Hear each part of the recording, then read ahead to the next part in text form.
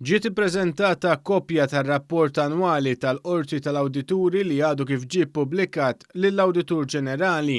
Dan waqt laqgħa uffiċjali li l-Membru Malti tal-Qorti Ewropea tal-Awdituri Leo Brincat għamel fl-Uffiċċju Nazzjonali tal-Verifika l-NAO.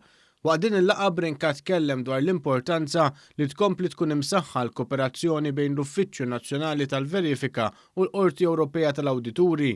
Mawa News huwa spjega kif ir-rapport huwa tal-2019 u għalhekk ma jinkludix fih il-pandemija, madankollu huwa jindirizza ċertu sfidi li l-Ewropa mistennija taffaċċja fil-futur. Ir-rapport ovvjament jitkellem fuq is-sena 2019, ġifieri ma jitkellемx fuq il-pandemija nifisha, ma jitkellem fuq l-isfidi li għandna qudiemna, jitkellem fuq il-performance tagħna u aħna bħala Malta l-iktar qed nifokaw fuq l-issues tal-migrazzjoni.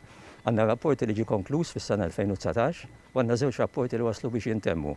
Wieħed fuq l-Aġenzija għal Frontex u liħor forsi fuq l-iktar suġġett topiku kontroversjali li huwa il-policy tal-Unjoni Ewropea dwar ir-ritorn tal-migranti lura lejn pajjiż.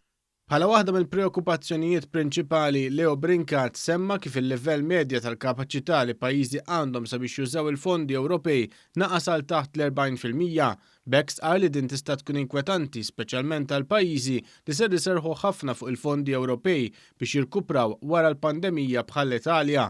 Dan mhux il-każ ta' Malta hekk kif pajjiżna assorba iżjed minn 90% tal-fondi Ewropej.